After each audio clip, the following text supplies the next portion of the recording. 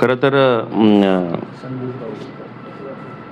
गेली 30-32 वर्ष काम करत असताना असे काही प्रसंग पण येतील असं कदापि वाटलं नव्हतं. कारण बऱ्याच वेळा स्थायी समितीचे अध्यक्षच आरोप करणारा, मोठ्या घोटाळ्याचा आरोप करणारं, ही मला वाटतं की इतिहासातील पहिली घटना असेल. माझ्या माहितीप्रमाणे कदाचित मध्ये आधी असू शकेल. आणि दुर्दैवी घटना आहे, कारण का राज्यकर्ते जे असतात त्यांचं सुनियोजित काहीतरी काम ठरलेलं असतं. आणि माझी देखील भूमिका ही होती की विरोधी पक्षनेतेपद मिळाल्यानंतर मी विरोधी पक्षनेता आहे, विद्रोही पक्षनेता नाही. त्यामुळं मला असं वाटतं की विकासात्मक दृष्टिकोनातून वाटचाल करत असताना किंबहुना ह्या महानगरपालिका कर्जबाजारी झाल्या असल्याकारणानं विरोधकांनी सॉफ्ट कॉर्नर म्हणण्यापेक्षा उत्पन्नाच्या दृष्टिकोनातून, काहीतरी नवीन स्रोत शोधण्याच्या दृष्टिकोनातून, काही मोठे प्रकल्पाला अनावश्यक प्रकल्प टाळण्यातून शेवटी डब घ्यायला आलेल्या महानगरपालिकेला वाचवण्याचं एक नागरिकचा विश्वस्त म्हणून आमची देखील तेवढी जबाबदारी आहे. आणि म्हणून सुरुवातीला मी निश्चितपणे आम्ही काही अनावश्यक गोष्टी आहेत. आणि तुम्हाला माहिती आहे, परंपरेनं जर बहुमत मोठ्या माध्यमातून असेल तर बऱ्याच वेळा अशा गोष्टींना किंबहुना आरोप केलेल्या गोष्टीला एक विरोधकाचं स्वरूप दिलं जातं. पण त्याच्यामधलं वास्तव ते स्वीकारत नाहीत. आणि वास्तव न स्वीकारल्यामुळं हे 4 वर्षामध्ये जे अधिकाऱ्यांच्या माध्यमातून जे मालकी हक्क असल्यागत ही महानगरपालिका चालवतात, त्याच पद्धतीने ते स्वरूप आम्हाला दुर्लक्षित केल्यामुळं हे स्वरूप इतकं स्फोटकप्रमाणे समोर आलं की त्याचे परिणाम आज आपण शहरातील नागरिक, काही संबंध नसताना मतदान देऊन शहरातले नागरिक भोगतायत. 54 कोटी काही महानगरपालिकेचे महाराष्ट्रातल्या त्यांचे बजेट पण नाहीत. हे मी एका निविदापुरतं बोलत नाहीये. आणि अशा पद्धतीनं धाडस होतच कसं, नंबर 1. नंबर 2, त्यांचा वाक्यप्रयोग असा होता, नगरसेवकांची दिशाभूल केली. निश्चित नगरसेवकांची दिशाभूल होऊ शकते. नवीन नगरसेवक असतात. आम्ही देखील त्या कालखंडामध्ये नगरसेवक झाल्यानंतर, ज्येष्ठ नगरसेवकांनी सांगितल्यानंतर, पण मी ज्येष्ठ असून कुणाला सांगितलं नाही. मग घडलं कसं काय? तर त्यांनी असं शब्दप्रयोग सर्वपक्षीय. मग सर्वपक्षीय तर मग एकदा नगरसेवकांना काय सजा द्यायचं किंवा त्यांना समोर आणून त्यांच्यावर आम्हाला आरोप करून काय, हे घोटाळा जो होत आहे, तर घोटाळा होत असताना नगरसेवकांनी सुद्धा भविष्याच्या वाटचालीमध्ये अत्यंत सावधानतेनं असणं गरजेचं आहे. पक्ष प्रमुखाला विचारल्याशिवाय कोणी सह्या करू नये. पण नंतर निदर्शनास असं आलं की हे म्हणले सर्वपक्षीय. मग सर्वपक्षीयमध्ये आम्ही पण आलो, पण आमच्याच नगरसेवकांच्या सह्या नाहीत. मग नगरसेवकांनी सुद्धा न आपली प्रतिमा जपण्यासाठी तुम्हाला कोणी सांगितलं यांची सुद्धा नावं उघड करणं गरजेचं आहे. ते आमचे भोळे भाबडे हे नवीन नगरसेवक असतील तर त्यांना त्यांच्या भोळे भाबडेपणाचा कोण उपयोग करून घेतंय हे सुद्धा जनतेसमोर येणं गरजेचं आहे. आणि नेमकं सर्वपक्षीय शब्दप्रयोग केल्यामुळं मला ही प्रेस कॉन्फरन्स घेण्याचा मानस केला. त्यामुळं आणि मला असं वाटतं, आता दुसरं एक प्रकरण हे तर आहेच. काल मला अजून माहिती अधिकृत आलेली नाही, परंतु तुम्ही एकीकडे म्हणताय पैसे नाहीत, एकीकडे म्हणता दे. आता परवा दिवशी बोपडी सांगलीला जोडणारा ब्रिजचं उद्घाटन केलं. अतिशय उद्घाटन करणं, ब्रिज करणं ही नाही आपली जबाबदारीच आहे. पण तुम्हाला असं समजतंय, अजून अधिकृत माहिती हातात यायची. 30 कोटीचा ब्रिज आणि 22 कोटीची विद्युत रोषणाई. त्या विद्युत रोषणाईमध्ये सध्या परिस्थिती खराब असल्यामुळे दुसरा ब्रिज झाला असता, तिथे सध्या छोटे दिवे लावले तरी चाललं असतं. असे काही प्रकरणे मी त्याची चौकशी करणार आहे. परंतु हा विषय गांभीर्यानं, म्हणजे असे एक प्रकरणं होऊ लागलेले आहेत. आमचा विकासात्मक कामाला, उद्घाटनाला विरोध नाही. जी घटना घडत आहे ती संयुक्तिक आहे का? मला तुम्ही सांगा. असं आता हे मी अधिकृत माझ्याकडे आकडेवारी येईल, तुम्ही सुद्धा घेऊ शकता, असं काही नाही. मग 30 कोटीच्या ब्रिजला जर 22 कोटीची विद्युत रोषणाई असेल तर हे आंतरराष्ट्रीय दर्जाचं कोणतरी असेल मग त्याच्यामध्ये. मग तो इथला माणूस नसावाच, कारण का इतकं डोकं म्हणजे आंतरराष्ट्रीय दर्जाचा ख्यातीचा माणूस असेल.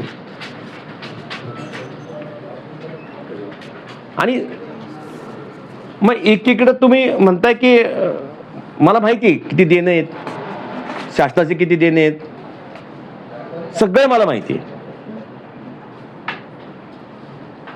हे जे एक मला असं वाटतंय का की हे सर्व करत असताना कुणाचा कुणावर अंकुश नाही, याचं आत्मचिंतन सर्वांनी, नगरसेवकांनी देखील, नेत्यांनी देखील करणं गरजेचं आहे.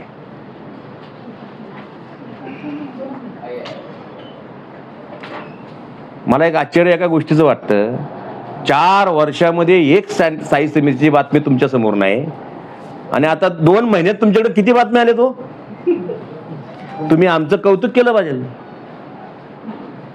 म्हणजे सराईतपणे जो कार्यक्रम चालू होता 4 वर्ष, मी याला फोडतो. तुम्ही जर अंक वाचले तर आम्ही त्याच्यावर बोललेलो आहोत, वेळोवेळी बातम्या आलेल्या आहेत वर्तमानपत्रात. नाही, मी ते नाही म्हणलं. तुमचं मी वर्तमानपत्रवाले किंवा याच्याबद्दल मी बोललेलो नाही. त्यांचा अंतर्गत उत्साहावर आलं का? नाही, आमचं आलं. या या ना, या एक बसा शेजारी. खुर्ची काय नाही, बसा की. पत्र आपलीच आहे काय, असं तुम्ही असलं तरी चालेल का? काय बसा, तुम्ही बसल्यावरच खरी बातमी होईल.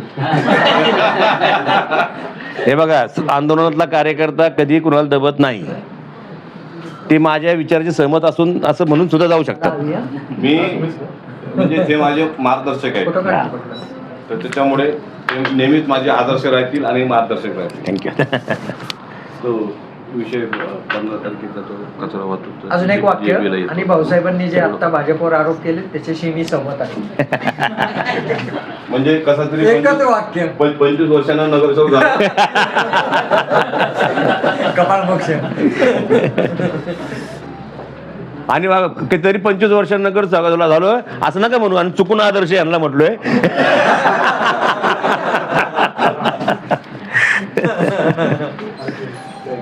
चला पुढे, कोणाचाच अंकुश नाही. अंकुश नसल्याचं हे कारण आहे, अजितदादांच्या कालखंडामध्ये अशा काही गोष्टी घडल्या तर एका फोनवर सगळं उलटपालट करून टाकायचं. आणि मला असं वाटतं की प्रकर्षानं मला पुन्हा एकदा अजितदादांची आठवण येते. कारण का मी 30 वर्ष मी सत्तेत नसलो तरी सत्ता कशी चालवायची हे बाहेरून पाहत असताना इतके गोंधळ, इतकी चर्चा, स्थायी समिती, जरा कोण शांत इतकी चर्चा, इतकी शांतता, हे कधी ह्या सगळ्या परिस्थितीमध्ये असं झालेलं मला चित्र कधी पाहायला मिळालं. झेरॉक्स काढून द्या सगळ्यांना, मी सगळे शांत होते. कमी दिलं ना, कालच दिलं. हे दुसरं आहे, त्याच्यातले मुद्दे फक्त हायलाइट का.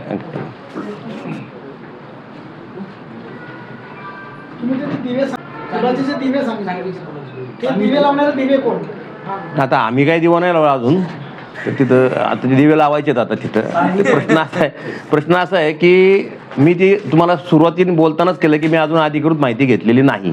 मला असे समजते प्रश्नचिन्ह आहे ते, प्रश्नचिन्हाचं म्हणजे आता कुणी दिवे तिथं लावलेत ते मी शोध मोहीम उद्यापासून हाती घेतो. आणि मला एक साधं, तसं मी जर बोलतोय तसं असेल, तुम्ही मला एक नागरिक म्हणून सांगा, पत्रकार एक तुमचा पार्ट येतो, जरा 10 सेकंदासाठी बाजूला ठेवा. तुम्ही इथं कर्जबाजारी म्हणता महानगरपालिका, मूळ किंमत अख्ख्या ब्रिज बांधण्याची 30 कोटी आहे आणि 22 कोटीचे तुम्ही रोषणाई करून अशी कोणती क्रांतिकारक रोषणाई करणार आहे तिथं? का तिथं तिकीट लावून तुम्ही रोषणाई दाखवणार आहे? हा, तिकीट लावून उत्पन्नाचं साधन असेल तर ती 22 नाही 25 करा. तशी रोषणाई जुन्या पुलामार्फत आहे. नाही, मी आता बसलोय ना असं आता केलेली आहे गेल्या वर्षामध्ये. तुमच्या चिंचवडचा जो ब्रिज आहे, बटरफ्लाय ब्रिज, त्याच्यावर पण रोषणाई केलेली आहे. जुने ब्रिज आहे तिथे पण लाइटिंग केलेली आहे.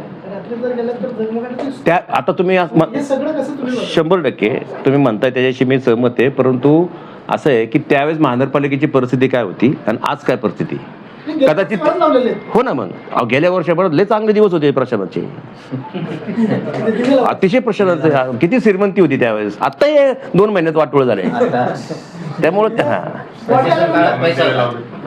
आता त्यांनी दिवे लावलेत आणि आम्ही आता विजवतोय. प्रशासन काळात पैसा होता, आता पैसा नाही असं म्हणायचं. प्रशासनाच्या काळात असं त्यांचं मत आहे. कागदावर त्यांनी दाखवलं की आम्ही काही वारेमाप खर्च करू शकतो. आणि तुम्ही जनरल बॉडीत होता, मी तर 12:30 म्हणजे 1:45 मी पहिल्यांदा 31 वर्षानंतर 36 हे झाले स्थायी समितीचे अर्थसंकल्प. 31 ह्याच्यामध्ये मी होतो. पहिल्यांदा प्रशासनावर खूप बोलण्याची संधी प्रत्येक नगरसेवकाला मिळाली पहिल्यांदा. पण याच्या अर्थी काही झालं की नगरसेवक, काही झालं की नगरसेवक, काही झालं तरी नगरसेवक. आता नगरसेवकांचे इतके हलका असतात तुम्हालाच माहिती आहे. आता त्यामुळं ह्या सगळ्या एकच याच्यावर सगळ्याच्या मध्यदार्थ एकच आहे, अंकुश नाही आहे.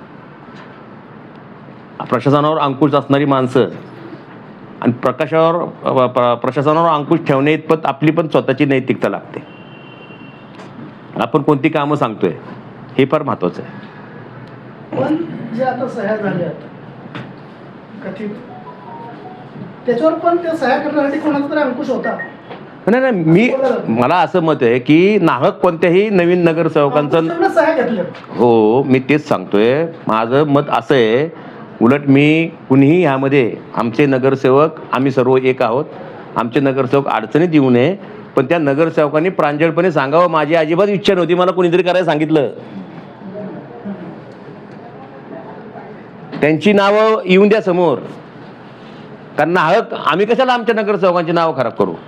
ते नगरसेवकांच्या घराचे सीसीटीव्ही फुटेज काढलं तर बरोबर होईल ना, कोण गेले कोण आले कळलं. पण सीसीटीव्ही चालू आहेत का? विरोधी पक्ष म्हणून तुम्ही नावं काढायला पाहिजे. कोणते? विरोधी पक्ष नाही, मला अपेक्षा माझ्या नगरसेवकांचं, मी या ठिकाणी आम्ही सर्व एक आहोत, पण माझ्या नगरसेवकांची प्रतिमा मलिन होईल असं मी कोणतंही वक्तव्य करणार नाही. राष्ट्रवादी म्हणून का महायुती म्हणून आहे? नाही, महायुतीत नाही. मी ऐका ना, माझं पूर्ण ऐका. माझ्या वाक्यामध्ये दुरुस्ती करा तुम्ही. मी अजूनही मी शिकतच आहे. तर तुम्ही माझं पूर्ण ऐका की मी पहिल्यांदाच माझी पहिल्यापासूनची जी भाषा आहे की आम्ही सर्व नगरसेवक एक असतो तरच प्रशासनावर अंकुश ठेवू शकतो. पण आमच्यामध्ये दुफडी कोण करतंय? ते नगरसेवकांना जर माझ्यावर आरोप झाला तर मी ते सांगितलं पाहिजे ना. मला सातवर्डेकरांनी सांगितलं होतं, बाबा मला यांनी सांगितलं होतं. मग ते बाहेर येईल, त्यांनी तूच आहे तुझ्या जीवनाचा शिल्पकार, त्यांनीच सांगू दे, मग ते सगळं बाहेर येईल. भाऊसाहेब, आता उभारतायचे इथं प्रेस झाली, आपले सहकारी संदीप वगैरेने डायरेक्ट आरोप केला की 2 आमदारांचा याच्यामध्ये अंकुश आहे. तर याबाबत तुमचं काय? नाही, आता त्यांनी काय बोलले ते माझ्याच पक्षाचे आहेत. हा, पण मी माझ्या पद्धतीने, काय मत आहे? माझी शैली वेगळी बोलण्याची. तुम्ही प्रत्येकाची एक आवाका वेगळा असतो, शैली वेगळी असते, बांधण्याची पद्धत वेगळी असते. त्यामुळे माझं एकच मत आहे की हे नगरसेवकांनी सांगावं की त्यांच्या पाठीमागं कोण होता. स्वतःची बदनामी करून घेऊ नये. तुम्ही पक्षनेते, विरोधी नेते आहात, तर परवा चेअरमन म्हणले की सगळ्या पक्षाच्या नगरसेवकांची त्यासाठीच प्रेस घेतली मी. तर नाव जाहीर करावी, त्याच्यावर तुमचं काय? माझं तेच मत आहे ना. आता त्यांनी क्लिअर केलं की आमचं कुणी नाहीये. मग आमचं कुणी नाहीच आहे ना. पण मी जर बोलतो, समजा मी उलट जातो, त्यांनी नगरसेवकांनी जाहीर करावी नावं, नगरसेवकांची नावं जाहीर करावी आणि नगरसेवकांची प्रतिमा मलिन न होण्यासाठी ज्या नगरसेवकांची सह्या घेतल्यात त्यांना कुणी सांगितलं करायला त्यांची नावं ओपन करावी. माझं ह्या पद्धतीने. चेअरमन बाहेर काढतात, पक्षनेते त्यांची पाठराखण करतात. कोण? पक्षनेते. नगरसेवकाचे जे साहेब, नगरसेवकाचा त्यांनाच माहिती नाही की आमच्या साहेब म्हणून. एवढा मोठा प्रकार तरी 420 नुसार गुन्हा दाखल होत नाहीये. मग मला तेच व्यक्त व्हायचंय की मग त्यांच्यावर अंकुश कुणाचा आहे? पक्षी नेत्याचं जर ऐकत नसेल तर म्हणजे तुमचा अंकुश नाहीये. मग अंकुश कुणाचा आहे? सह्या करायला कोण लावलं? त्या बिचाऱ्या नगरसेवकांनी सांगावं. आमच्यात कशाला लावून देत आहे? अजून 2 महिने त्यांना महानगरपालिका समजायच्या आज जर कोणी सही द्या म्हटलं तर कोणी देणार? मी सुद्धा वयाच्या 23व्या वर्षी नगरसेवक झालतो. त्या टायमाला सगळे ज्येष्ठ असायचे, वडिलांच्या वयाचे, हे सही करायचंच आहे. मग त्यावेळेस इतके शागिर्द नव्हते, कोण सराईत नव्हते. पूर्वीपासून एक प्रथा पण चालत आली ना, जर समजा एखादा सिटी इंजिनियर वगैरे कोणाला काय जर लागत असलं की लेटर पॅड आपण देतो आणि त्याच्यावरती सही ऑलरेडी मारून आपण त्यांना देतो. असे पण प्रकार चालू आहेत काही शहरामध्ये. आत्ताही चालू आहेत की काही ठिकाणी. बरं झालं सांगितलं, मी माझ्या नगरसेवक सांगतो. नाही, मी नगरसेवकांना आजच पत्र काढतो, असं काय करू नका म्हणून कोणी. म्हणजे खरं तर हीच बातमी व्हायची.